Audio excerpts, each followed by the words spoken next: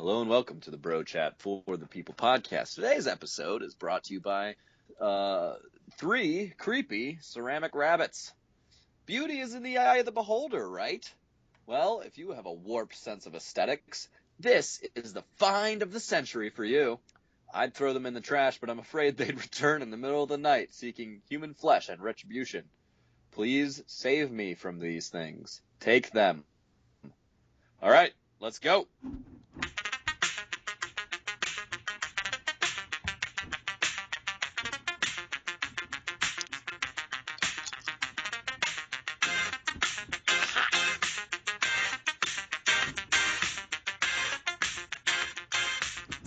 Speed up, pick up the pace. Oh yeah, I like it. Oh, that was hot, Tom. That was a hot track. Dude, I love that song. Kangaroo Court by Capital Cities, in case any of you guys want to know. Yeah, I mean, hey. It's a great song. Music video's great, too. Maybe they'll shoot us a $5 bill. Yeah, that was a good joke. I'm pretty excited for this podcast. What are you saying? I said I'm pretty excited for this podcast. I know, I am too. It's been a long time coming. We've been on Skype together for about 2 hours now. It's true. We had a long conversation with a good friend of ours. With one Michael Watkins, a former guest and hopefully future guest of Brochat for the People. Oh yeah, he'll definitely be a future guest. Oh yeah, We're talking about some really interesting things and stuff we're going to talk about on the podcast tonight. So I'm pretty excited. Yeah, absolutely. But I feel like getting rid of the silly stuff first before we get into what silly stuff, Thomas? Nothing we talk about is silly. Not like silly, but like lighthearted. Like the fact that the Celtics beat the Warriors the other day. Okay, that's not lighthearted. That's as serious as they come, my friend. Especially coming, 5 or whatever games away from the playoffs that we are. 6 games away from the playoffs, the Celtics are. That's what I'm talking about. Yeah, dude. And it was yeah, fun, I guess I watched it. I watched every minute. It was a fun game. You can ask Colette, dude. Like, she wanted to call me on the phone, and I was like, no, you call me after this game. It was intense. It was so intense.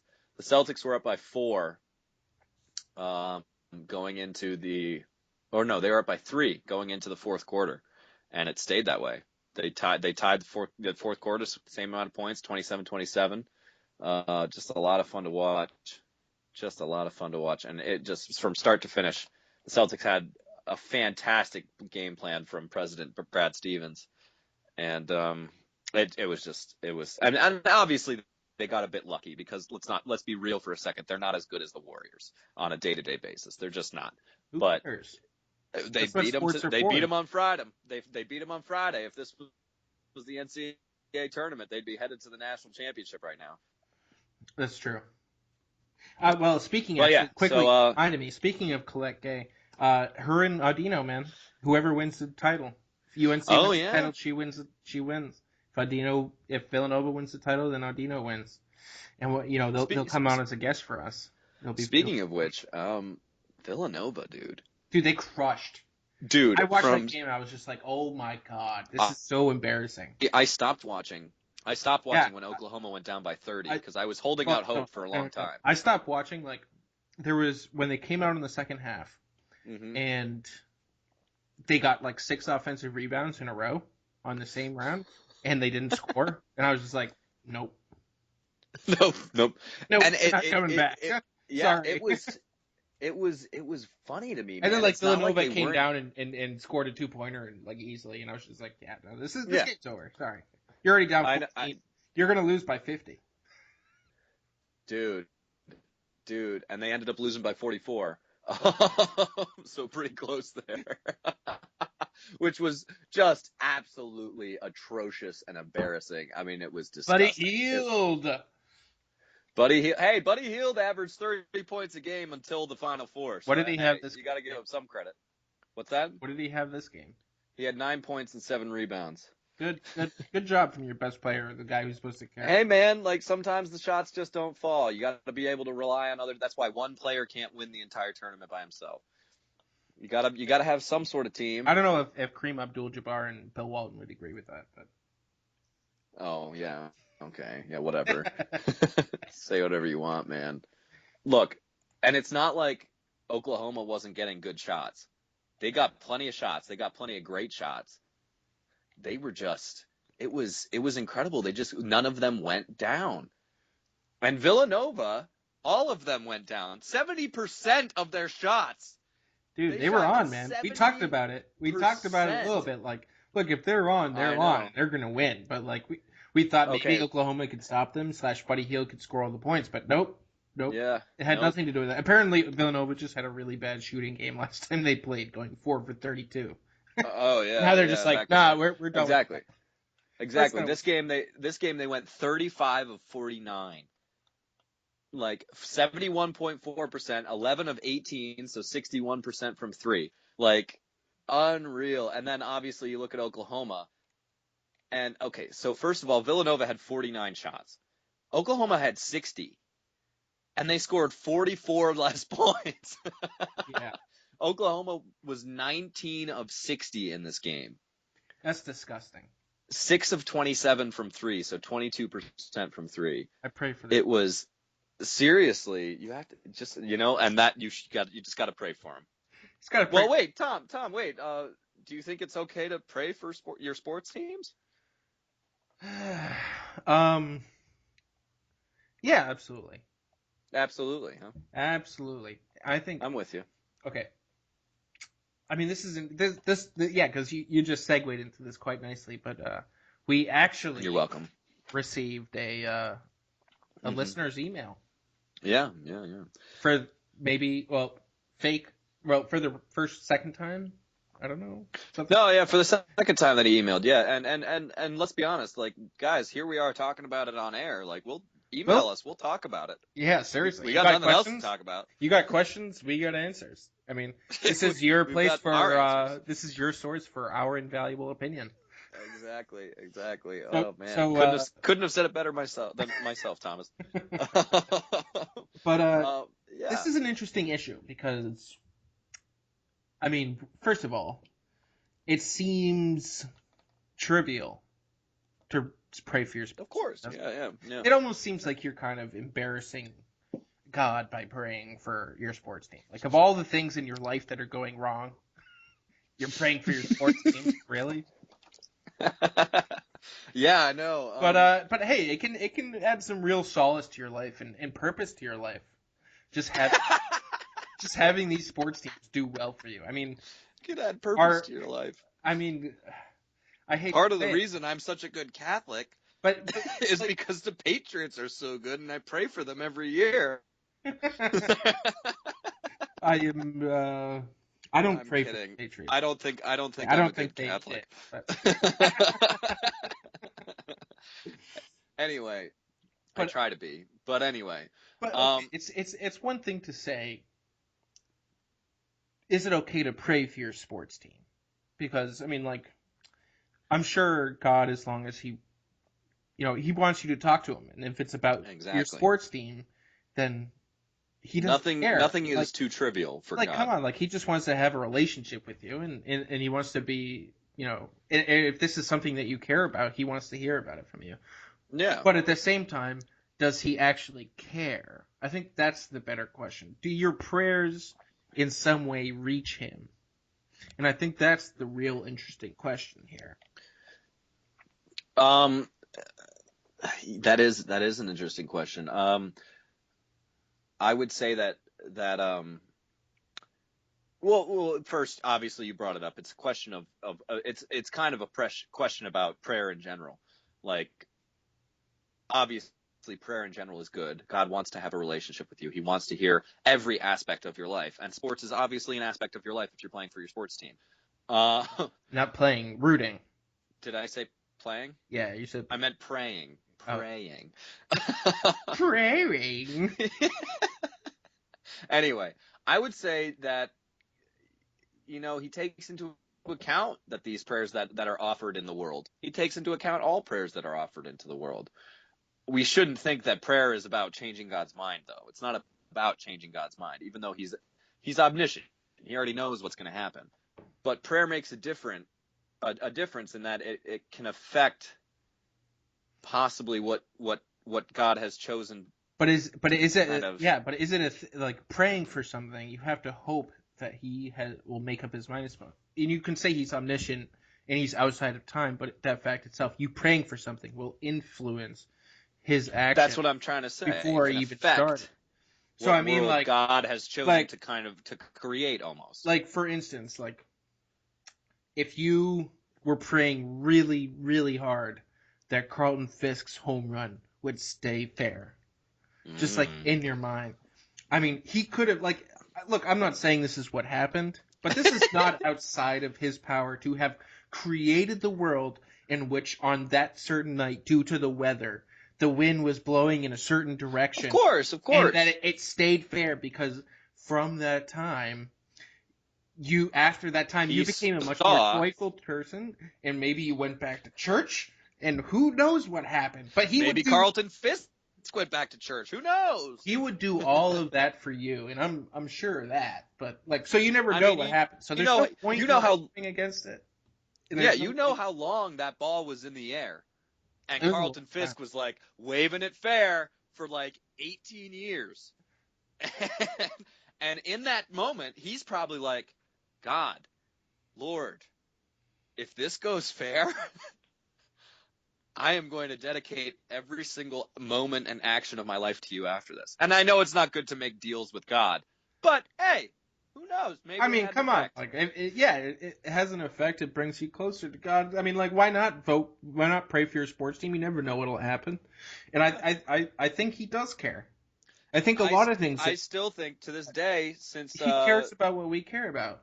February 2015, so last year's Super Bowl, we were all at your place there, Tom, and rooting for the Patriots, obviously, and the Seahawks were on the goal line, ready to win that game. And my brother Benedict was in the bathroom on his knees praying to Lord Jesus Christ for the Patriots to win that game. And then they did. And then Malcolm Butler caught that interception. I'm thankful to Benny for that. I really am. That's what I'm saying. I still to this day believe that affected the outcome of that game. You know, it's actually really funny. There was a story in my family about the '86 World Series. Oh gosh. Yeah, and one of I forget who it was. Maybe it was one of my dad's. For those of you who don't know, the '86 World Series is when the Bill Buckner, the old Billy Buckner nonsense. Yeah, Bill Buckner let the ball go through his legs. I still I heard this a while ago, but it's still stuck in my mind. There was like maybe a friend of my dad's or something. Maybe that's how I heard about it. He was a super hardcore Red Sox fan, and like he spent probably too much time of his life thinking about the Red Sox and caring about the Red Sox. Too much time? I don't know what you're talking about. Well, here's the thing, because his sister was a nun, and she was very worried about it, and she was very worried about the fact that he cared so much about this, and she wanted the Red Sox to lose, and she prayed for the Red Sox to lose, so that her brother could. I don't know why. Curse God's name. I don't know. Maybe so that he'll curse Bill Buckner rather than, Tom, God. In a way, I appreciate that. You know why? Because that gave us the pleasure of watching it. Exactly, because then we got to witness the curse broken. And we got to witness true. I mean, you guys don't understand true happiness until you witness the 2004 Red Sox coming down from 3-0 against the Yankees and then sweeping the Cardinals in the World Series. No. Yes. No. True happiness. Literally top 3 moments of my life. Maybe top 1 was the Malcolm Butler interception. No. Here's something we disagree on, Tom. Malcolm Butler, I'll give you top 5. I'm not about to I might even give you top 3. I'm not going to give you over the 2004 Red Sox. I can't do it. But the thing is this embarrassing, the fact that these are top moments in our lives? Well, we can clarify and say sports lives. I don't think it's clarified. Tom, we just have to stop being so honest. Hey, this is what we got to be on the Brochat for the people. I know, it's all about being honest. Other people might have these same thoughts as I do and think they're wrong and are angry at themselves for having these type of thoughts, but hey, man, you're not the only one out there. Look, I'm just saying, and yeah, that's fair. I'm just saying, Malcolm Butler didn't change my life. Malcolm Butler was amazing and one of the greatest moments of my life. It was last year, Malcolm Butler pick, Patriots win the Super Bowl after those stupid and it was even better because it was after that crazy catch from what's his face, like Javon Curse or whatever. And Malcolm Butler was the one who tipped it, and then it was that bouncing ball. They caught it on the 6-yard line or whatever. Yeah. And then, and we've had a terrible history with this. 2007 and 2012 with the Giants. Mario Manningham in 2012 and David Tyree in 2007. These absolutely incredible, shouldn't have happened catches. And so it just seemed like it was going to happen again last year. And then it didn't. Because Malcolm Butler caught Russell Wilson's pass. But that's my point. The fact that this wiped away, in my mind, 7 years or 8 years, whatever. But it was, Thomas, 7 to 15, 7 years of misery.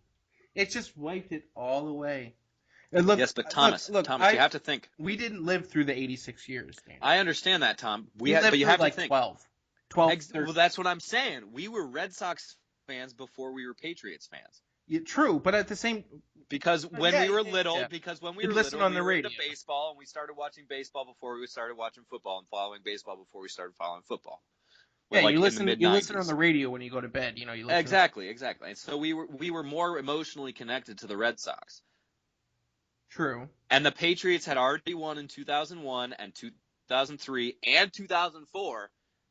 And then the Red Sox, well, they hadn't won in 2004 yet. They were about to. But the Red Sox won in October 2004 after that 3-game comeback that they won 4 in a row against the Yankees in the pennant. True. And then they swept the Cardinals. That was a moment. It was winning the moment in Boston sports history. Well, that's the thing. Winning that World Series wasn't as sweet after that Yankees comeback. I mean, I disagree. If we had lost it, Thomas, can you imagine after that Yankees comeback if we had lost it? Yeah. I mean, if we had lost it, it would have been effing miserable. But and then we may not have won in 2007 or 2013. Yeah, but at the same time, like, we won. But I mean, like, the big series was against the Yankees and that comeback, and I mean, like, a lot of your emotional energy was spent on that.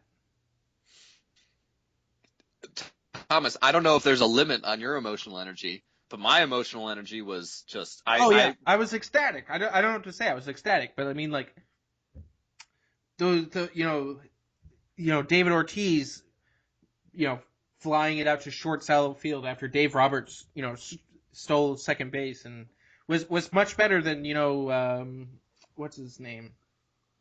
Oh shoot, Keith Folk flipping it over to.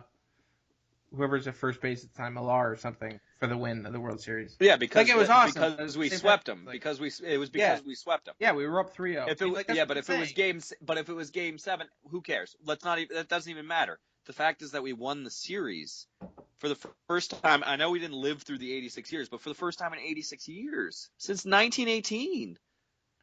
Okay. Or no, 1918. All right, we've gotten a little bit of a tangent here, and you guys can You guys the Cubs fans. Think about Cubs fans. Exactly. You can have an insight into what it's like to be a Red Sox fan and a Patriots fan and New England fan. I guess this segment could be used for that. And, I really do feel for the Cubs fans, but at the same time, I mean, like, absence makes the heart grow fonder, as they say in Robin Hood. Yeah, but here's the thing. Will the Cubs actually ever experience something other than absence? Dude, it's just chance.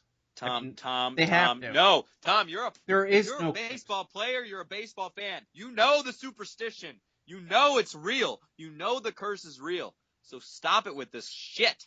Excuse my language. I don't know, man. I'm getting upset. Look, the curse of the goat's real, just like the curse of the Bambino is real. No, it's gonna happen at some point. Maybe this year. They're the favorite going in. Yeah, they're the favorite going in. Maybe it never happens, Thomas. That's the problem. That's the fear. That Cubs fans fear. Maybe it never happens again. Because say in 15 years the MLB starts deciding to be more World Series like, and so they start having professional teams not only from Canada but from Japan and Cuba and Mexico and Korea, and they have all these professional teams in Major League Baseball. And who knows if the Cubs ever win again? I'm just saying, that's the fear, dude. That's the curse. They haven't won in 108. No. Yeah, 108 years. And you're going to tell me that, they'll win again. It's been 100 and you're going to what if it goes another 108 years? That's been a long time. Dude, what if they don't win till 2108? I mean, whatever. Well, maybe we'll convince Teddy. Maybe after this podcast, Teddy will start praying every day. Yeah, Teddy needs to pray for the Cubs. Maybe if Teddy goes to Mass every day, daily Mass, and prays for the Cubs every day, maybe that's what and First Fridays especially. Maybe that's what God's been waiting for to let the Cubs win, is for Teddy to go to Mass every day. Let's be honest. Teddy will say this. Teddy's a Cubs fan. Absolutely. He's a Cubs fan. He's had a Cubs hat. He's got a Cubs jersey, whatever it is. But the man hasn't cared about the Cubs until they got good again since 2000. Between the years of 2005 and 2014, Teddy didn't care about the Cubs. Dude, it's harsh, man. Well, he did at the beginning of the year, but then I know, and that's what I'm saying. It's really hard to follow a team. It's hard. Terrible. For and you're not in the state. You're not in the same state. You're following a team that's not on local television. That's not on local television and is terrible. And it's a 162 game season. Like, obviously, it's hard to follow the Cubs. I'm not blaming Teddy for this. I'm just saying, maybe, like you, Thomas, maybe if he actually started praying for the Cubs. You want me to start? Why would I pray for the Cubs? No, I was saying maybe Teddy starts praying. Yeah, that's what I was saying. I was agreeing with you. It's actually an interesting. I mean, we should move into a little bit talking about the MLB season coming up, because today is opening day, is it not? Yes, it was.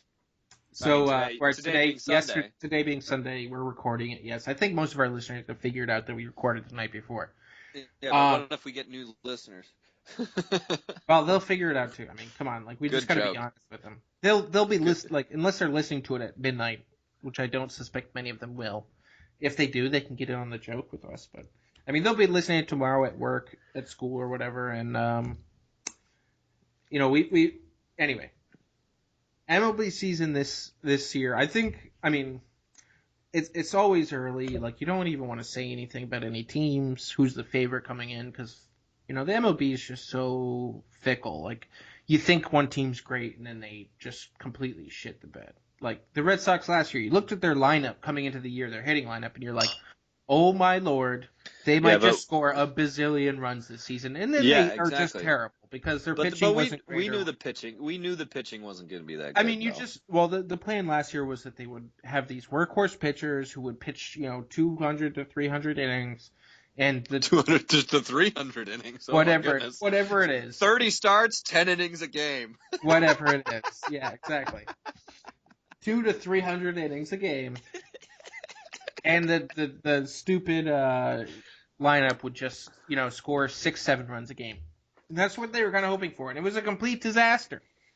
But yeah, absolutely. Anyway, I think what's interesting about the MLB, and what we can talk about this early in the season, is the lack of interest / the lack of viewership. It's been diminishing slowly. I mean, like, the people who care about it have been diminishing, and I think it's an issue that baseball has to address. How do you address it? I mean, that's the question. I would be in favor, and this is controversial, I know, but for the sake of baseball, I know there are a lot of baseball purists out there who say, well, you should love the game for the sake of the game, and you shouldn't change it, blah blah blah. But for the sake of viewership and popularity, especially among kids, they're losing a lot of interest from kids, because most kids are gravitating towards football and basketball these days. And I would say that what they need to be doing, what they have to do is cut the season by maybe about 30 games. I don't think that does anything. I think you cut the season by about 30 games. Like, what's the difference between 160 and 130? I mean, it's hard to follow an NBA season. A big difference. And that's 82 games. It's hard to follow a hockey game. That's 80. Then, don't talk about hockey because hockey's not as popular as the MLB. But basketball is more popular than baseball right now. Even though it's an 82 game season, it's easier to follow. It's half the length of a MLB season. If you do maybe 130 game MLB season, you cut out a month. You cut out April, say. You do May to September instead of April. I don't know, man. I think, and you have to speed up the game. You have to. There's a lot of interesting aspects to this, and a lot of crazy ideas. People are used to contact sport being like their favorite sport is football, and football's always it's fast paced while it's actually going. Obviously, there's time in between plays and there's commercials and all that, but it's fast paced while it's going. And baseball is only like that. I would still say this for baseball, that baseball has some of the most dramatic moments in the postseason. Oh, for sure. Look, for all those out there, postseason. Even in regular season, for all those out there who don't really like watching baseball, like you might tune it in and you see baseball playing, and within 35 to 45 seconds you might switch the channel off if it's not your team. Like that's pretty typical. Like you might be like surfing channels or whatever. Yeah. But if you actually sit down and watch a game, it becomes far, far more interesting. Because I agree with you. Like, look, you're talking to a guy who's watching baseball. No, I know, but I'm also talking to a whole group of listeners who are listening to us, and oh, we have those? Yeah, apparently. I don't know. I'm kidding. But I mean, like when you sit down and watch a baseball game, and maybe it's like kind of a pitching duel.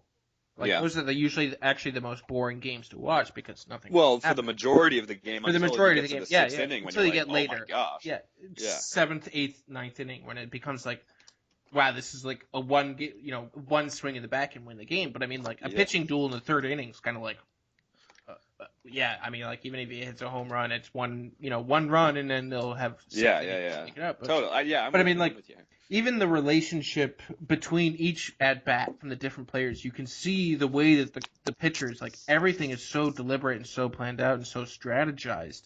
Like you can tell, where the pitchers are facing, playing certain hitters. They're trying to force ground balls, or they're trying to face, they struck him out in the changeup last time, and they don't think they'll fall for it again. Like it becomes a lot more interesting when you actually like invest yourself in the game.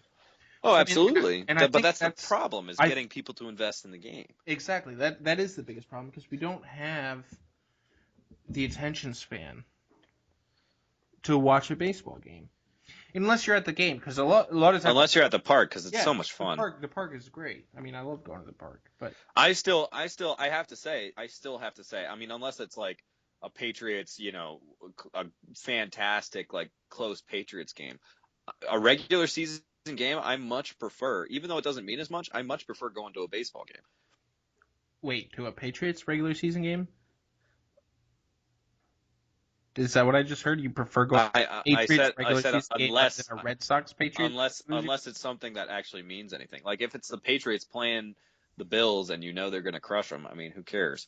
Dude, come on. Dude, no. Seriously? Dude. Baseball games are so much fun. Dude, there's 16. Of course they are. But I'm just one Patriots game, because that exact feeling in your stomach when you think that the Patriots aren't going to win. They're going to get blown out by the stupid Bills because they're a division rival of ours, and they're going to wreck us.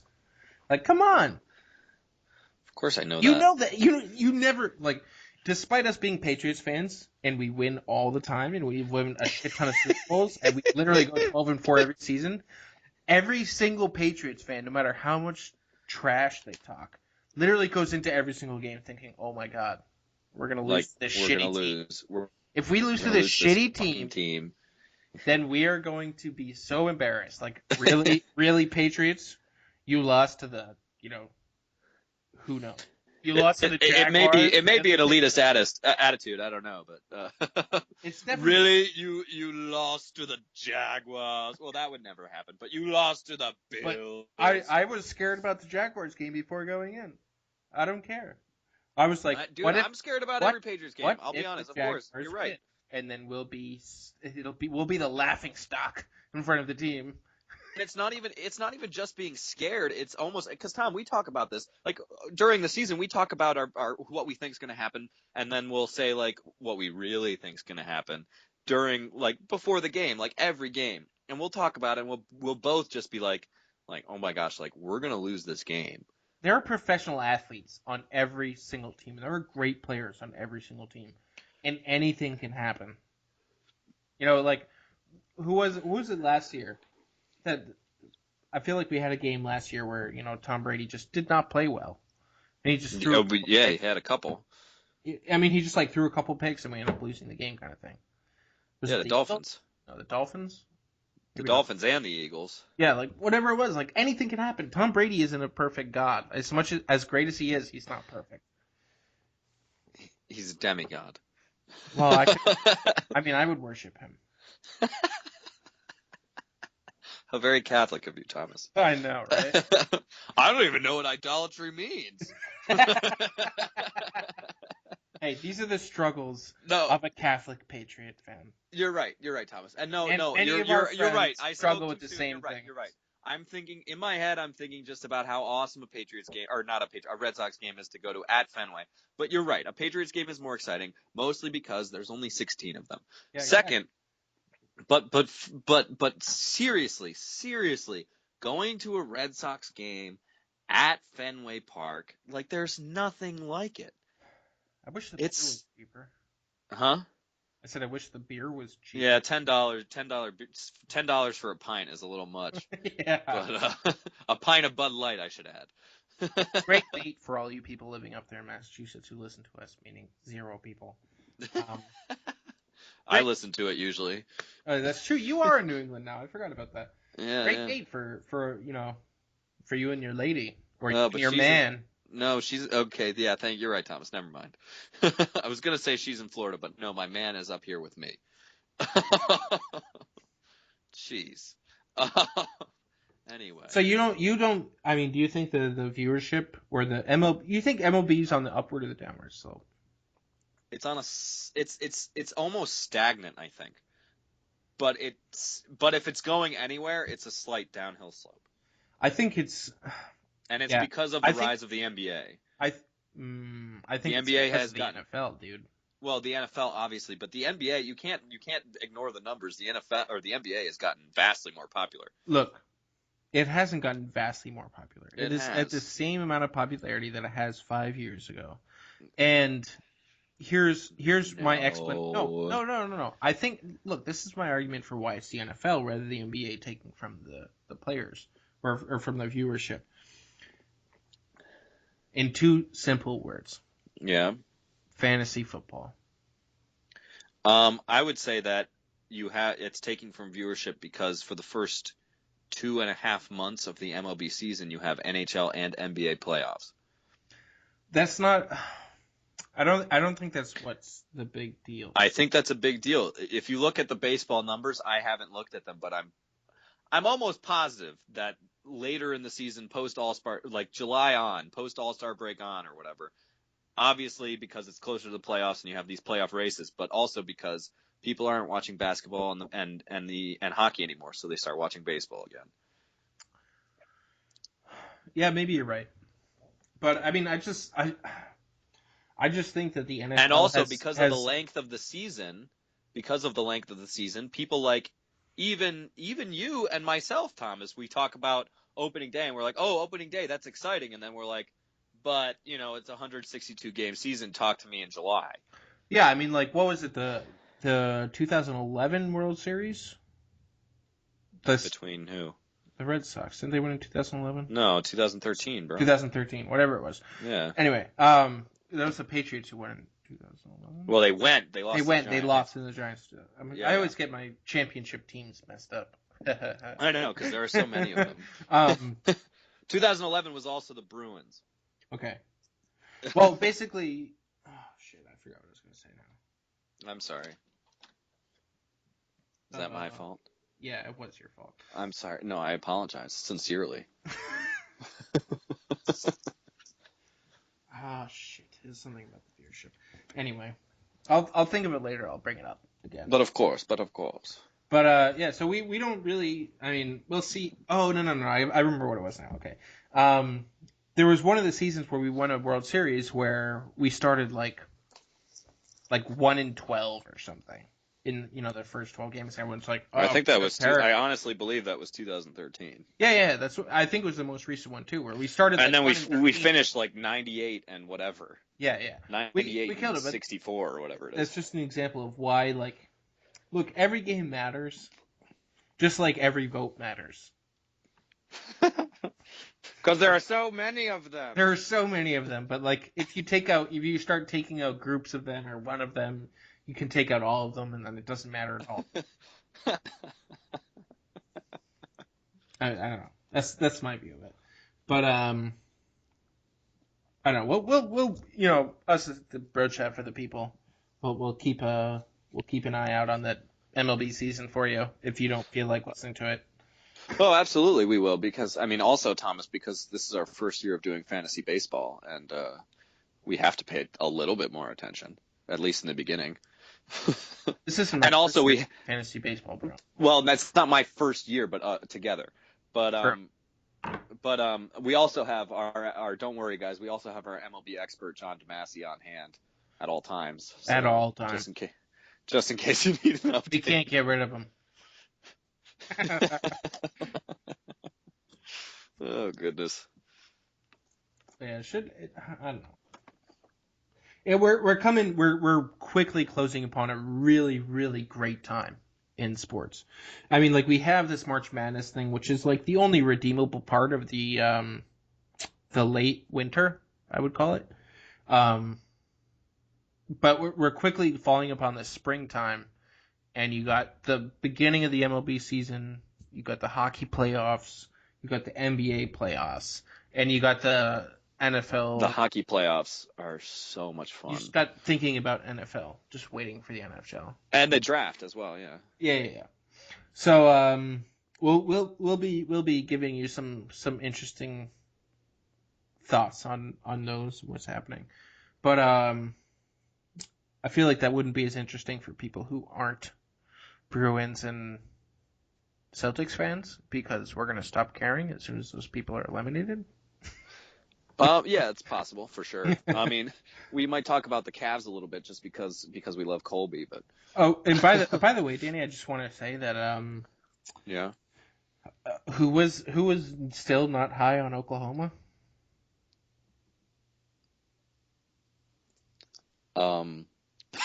Look, man, they got to the Final Four. That's farther than you had them going. No, I had them going to the Final Four. Oh, damn it. Well, hey, man. I had them beating Kansas. I had it. Yeah, I think I hate you, and I don't think Oklahoma's going to beat Kansas. It would have been a different game. Oklahoma could have beaten Kansas for all we know. Villanova played lights out, dude. That's true. Villanova beat Kansas. I mean, what am I supposed to do? Villanova beat the team that I had Oklahoma beating. What do you want from me? And then they beat Oklahoma by 44. I mean, how could I see that coming? No, I know. I was just saying. You've been ragging on me for not being high on Oklahoma this entire tournament, and I just want to say Oklahoma got blown out by 50 points in the Final Four. Hey, I still think it's justified. They got blown Oklahoma, out but you don't even try to talk to me about this. They got blown out by 45 points. I understand that, but they made it to the Final Four, dude. Calm down. Who did they beat? Oh, who did they beat? Who did they beat? Texas A&M. You. They literally almost lost to you and I. Who'd they beat? Yeah, I know, but hey, you and I was a nice surprise. Bar a miracle. I don't know who. I don't even remember who they played in the first round, but they beat the first round team. 15 seed doesn't matter. Yeah, exactly. Okay, except it does when you're Michigan State. I mean, they beat Oregon, who we've been ragging on this entire time, is saying. Yeah, but they're still a number. Seed. They're still a number one seed. You literally said they weren't any better than that 12 seed that they played. Who was it? They weren't. Temple or no, not Temple. Whatever 12 seed that was. No, we had Temple beating Villanova. Oh yeah. No. That's why Temple pumped. You had them losing to whoever it was that came out in the second round. No, we had them losing to Duke. Yeah, we had them losing in the Sweet 16 to Duke. Yeah. But I mean, like, even if Duke hadn't won, we still had the other team beating them. Whoever was playing Duke in that second round. That's true. So, like, we were clearly not high on Oregon. And not at all. I was never high on Oregon. We weren't high on Oregon. We weren't high on Duke. We weren't high on whoever. We thought they had an easy road, and they made it. Hey, look, we thought they had an easy road, and hey, they made it. So why do you think they would beat a real team like Kansas or Villanova or UNC? Don't talk to me about Kansas, because maybe they would have beaten Kansas. Whatever. We like to speculate here at Brochat for the people. Maybe they would have beaten Kansas. In fact, I say they would have. It's all conjecture. Villanova, we couldn't have anticipated this performance from Villanova. Unless we were Chris Audino. There's one other person who did Villanova too. I don't remember who. But there's another person who predicted Villanova victory. Yeah, I gotcha. But I think it's about time. We're sitting at about 35 minutes, I think, maybe 40. Jeez. Well, so much for shortening the podcast. Yeah, I think we need to talk quickly about what Donald Trump said about his pro-life stance. Yes. What do you mean his pro-life stance? You mean his pro-choice stance? Well, yes. Okay. For those of you who don't know, I'm sure that's very few of you, because our listeners are the best and brightest, as what his name Jay Severin would say. The most intelligent people on our planet listen to my radio show. I think it was Gallup and Reuters had a poll, and they decided that Brochat for the People listeners were the best and brightest. I can definitely agree with that. We have solid Catholic education. Liberal arts. Basically, anyway, Donald Trump said that women who commit abortions should be punished. What say you? Yeah, I think it's a tough issue, because on the one hand, and I've heard this from a couple people, on the one hand, you have the feeling that yes, well, if it's made a law, and if it is determined for some reason by law that you are in fact killing a baby, women should be punished for that. However, I think that's a very narrow vision of, and really secular vision of culpability. I agree with that. Because I think that the women involved are this is my personal opinion, they're as much a victim as, well, maybe not as much, but they're at least a more conscious victim than even the baby is in this decision. Because look, okay, if there's a woman who wants to have an abortion because she doesn't want her hips to get too wide, or she doesn't, she like, whatever it is, there's like a million reasons that you would not want a baby. But I mean, like, that's like literally one of the most despicable ones. And if that's their case, like, if they say that and they're willing to like admit that's why they don't, like, look, I'm a model and I don't want my body to look different. Like, look, they should probably be punished. Like, there's, in my mind, it's a completely different thing. But that's not the typical abortion victim. Yeah. Notice I'm saying victim. It's just a choice of words, just like all of politics is your choice of words. Thank you for pointing that out, Thomas. Like, I don't want to be I want to be transparent for the people. Of course, for the people. Always for the people. All we do is for the people.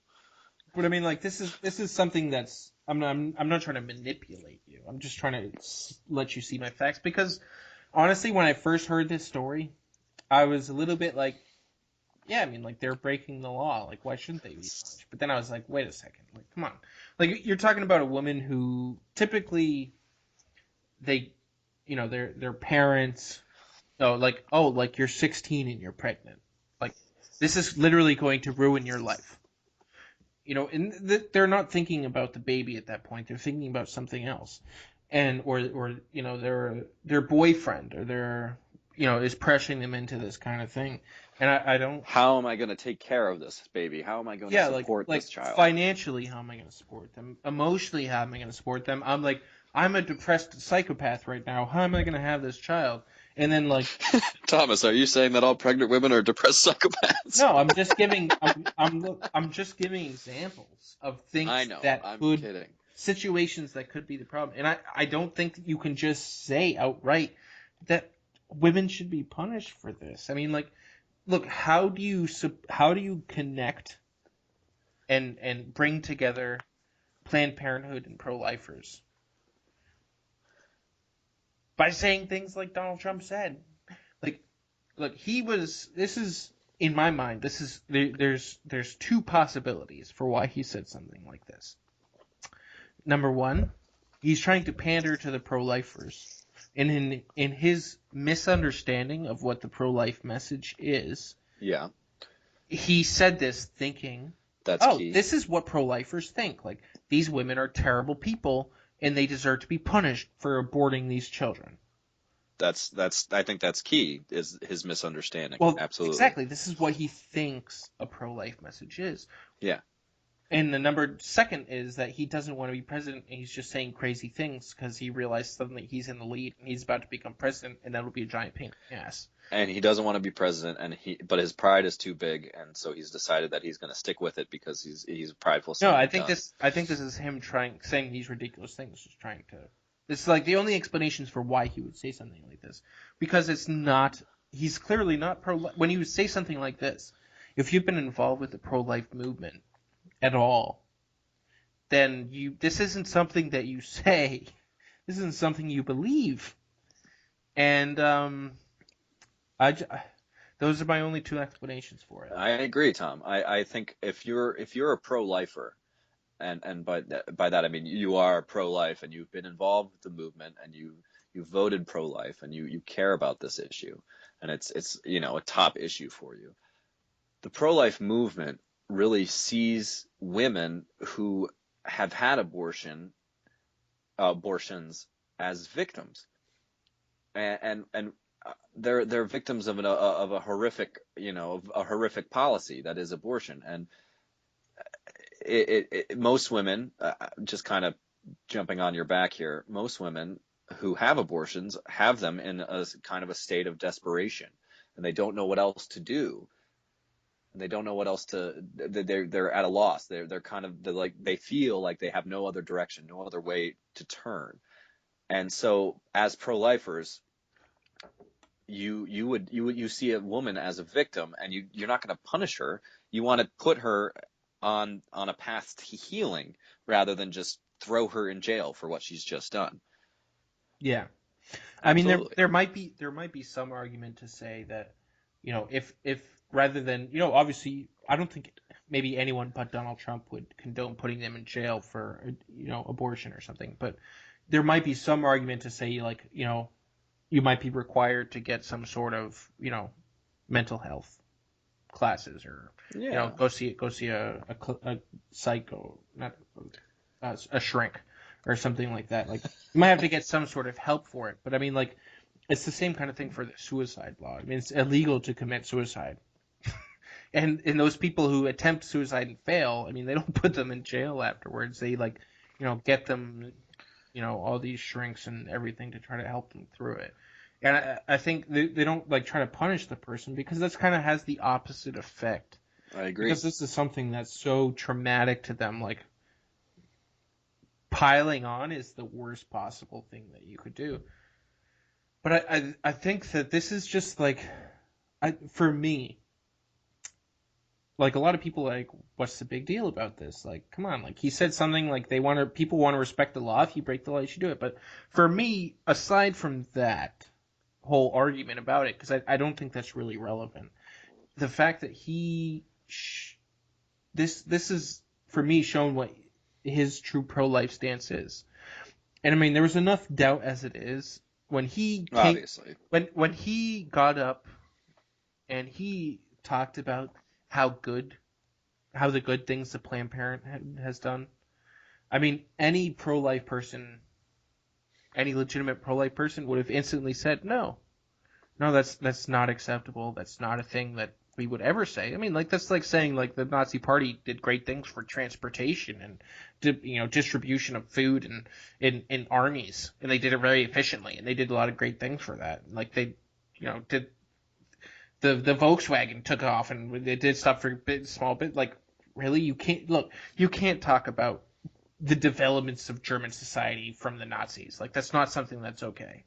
And, like, it's similar to you talking about how, the Planned Parenthood, they do, they do scans and stuff, and women's health, blah, blah, blah, blah, blah, blah, blah. Like, there are plenty of other clinics who care to women's health without doing abortions. Yeah. And if your attitude towards this issue and towards women seems to deprive them of some sort of, moral compass or moral agency or whatever you want to say, because like, oh, well, she's committing this crime now that it's illegal, she's committing this crime, we're depriving this woman of a moral agency.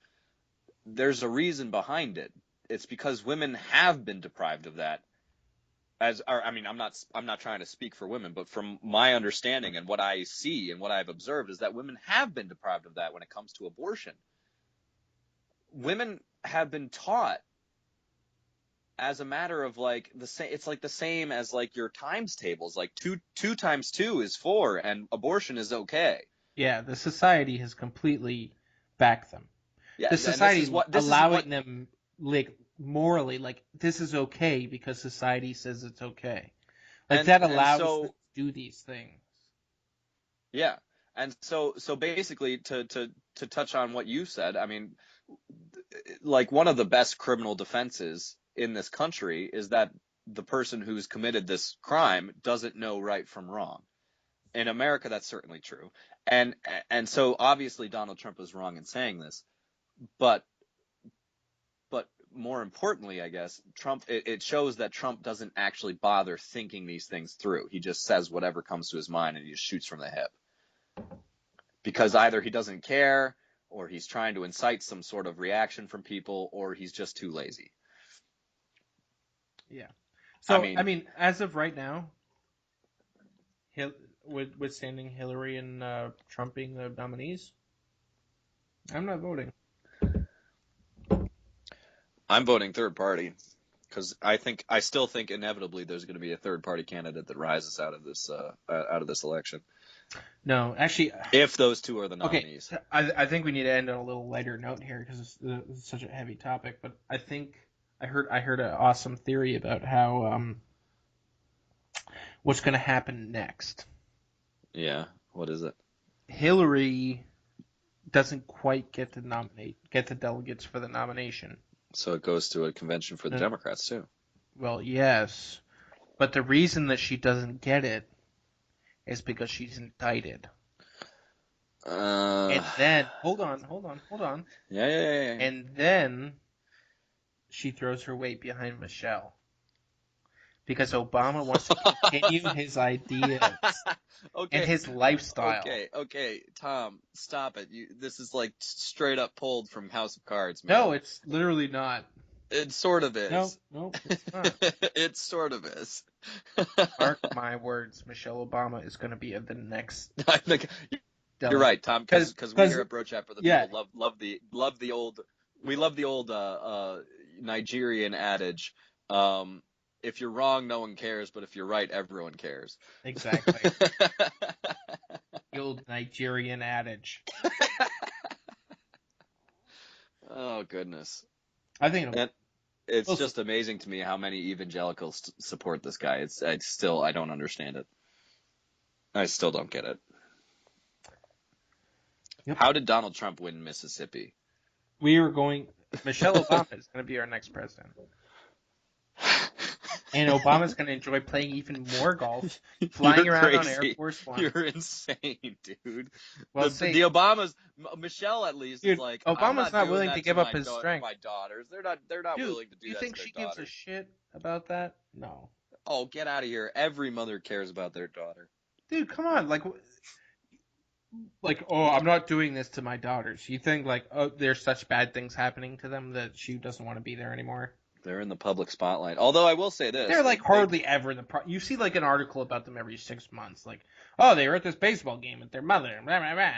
I will say this. They did get Lionel Messi did give them 2 jerseys with their own names on it. So, I mean, I would take that. They did lose to Madrid yesterday. El Clasico. I know. El Clasico and Cristiano Ronaldo, still the king. decided to score the game-winning goal. Dude, the refs were clearly paid by Madrid. I mean, it was disgusting. Well, hey, Did man, you actually watch the game? No, but they got to do what they got to do. The game was disgusting. The refs were just terrible. Like literally, like Messi like took it into the box. He was 1-on-1 with the guy, and he like kicked it out to the right. He like just like slid out to the right, and one of the defenders came in and kicked his legs out from under him. Dude, that happens all the time, and refs miss it, though. You can't just say it happened once in this game. It happens all the time in soccer. No. This was literally by himself in the box, and he beat the defender, and the defender took him out. Like, literally took him out. Like, I don't remember who it was, but I hate Pepe so much. I know, he's such an ass. He took him out. And there was no call. Like, there wasn't any distraction. There wasn't anything. It was literally Messi beating this defender, and then the defender kicking his legs out from under him. Like, Messi may be the one guy in Barcelona that does not flop. Like, Messi knows he can beat people and beats them, and then scores. Oh, that's true. Like a lot of other. Look, it's hard to dislike Messi. Like, as much as you may want to dislike Messi, it's really hard. I mean, the guy doesn't flop. He plays great. He's not like the super crazy athlete. Like, he's 5'8", and he's 5'8", and like, everyone when he was growing up told him that he was too small and too slow. Like, the guy's hard. Amazing. The guy's amazing, absolutely amazing. But I do still want to point out that, hey, refs are refs. It happens in every game. And Cristiano Ronaldo scored the game-winning goal. True. Good. In the 80-something minute. I don't actually really care that much. I was just saying, like, watching the game, I was like, wow, these refs are really. Yeah, but that's how and it was happens in soccer Barcelona. all the time. That's why I was so confused. It was Barcelona. Yeah, and it happens in soccer a lot, man, because they only have the 2 line judges and then the one ref in the middle of the field, and it's a massive field. Like, it's big. It's bigger than a football field, dude. They need to call embellishment more often. Dude, I love that in hockey. Oh, like, yeah. Players get 2 minutes for embellishment. I love it. Like, some guy checks you, and you get checked, but you kind of accentuate it and flop on the ground, and they give you the best. Yeah, dude, it happened today during when the Bruins played the Blackhawks today and got kind of blown out. But it happened for one of the Bruins players, and I was watching, and I was just like, I don't care that the Bruins player got a penalty. Like, he deserves it. That was straight up embellishment. I hate him for that. What's that? Who was that? Oh, shoot. I can't remember. Give me 1 second. Embellishment. It may have been Brad Marchand. I think we need to wrap this up, actually. I think we've almost been going for almost an hour. Fair enough. Let's do it. Well, guys, as you may have noticed, we're kind of going in a different direction in this podcast. You can share it with all your Catholic bros out there. I mean, we're trying to. Oh, who's Frank Vetrano? I don't even know who that is on the Bruins. I don't know either. Yeah, but he got 2 minutes for embellishment. Share this with all your Catholic bros, man. Like, the ones that aren't, like, look, we're Catholic, we're conservative, we're bros. Like, we like drinking, we like smoking, we like telling off-color jokes. But hey, there's a lot of us out there. And, share it with these people and with your friends who are like this, DC community, Mary Sinnott. Yeah, shout out. Mary Sinnott, by the way. Yeah, help us find our niche. Exactly. We need to get out into these people and maybe they'll value our opinion. Hey, maybe Marie could keep sharing it, not just the one that she's on. Yeah, true. Because we've doubled our podcast since she's been on, which is funny to think about because that seems like it was yesterday, but. All right, guys. Anyway, wait. I do have to say, what's that? Buy the T-shirts. Oh yeah, buy the T-shirts. Only 2 weeks left. But yeah, as Catholics, we're allowed, as the way I see it, we're allowed 3 vices, all in moderation. We're allowed to drink, smoke, and gamble. So just in moderation. In moderation, Thomas. If you're not bringing yourself to financial ruin. But is it fair to call it a vice? No. We'll save this for another podcast. Okay, fair enough. All right, guys. Have fun. Take advantage. I'll see you on Wednesday. We're happy to have you after this weekend, this long weekend of partying and craziness. I'm sure you had. And all you bros out there, if anyone's and still broettes on YouTube, anyone's still listening on YouTube, go on iTunes, the little podcast app, subscribe. Go on Stitcher if you have a Google phone and subscribe, and we'll see you there. It'll be good. Absolutely. All right. And let's end this. All right. We love you, Colby. We love you, Colby. Keep listening to us, Colby. We enjoy making your work, school, or baby day that much more pleasurable. All right, guys. Peace.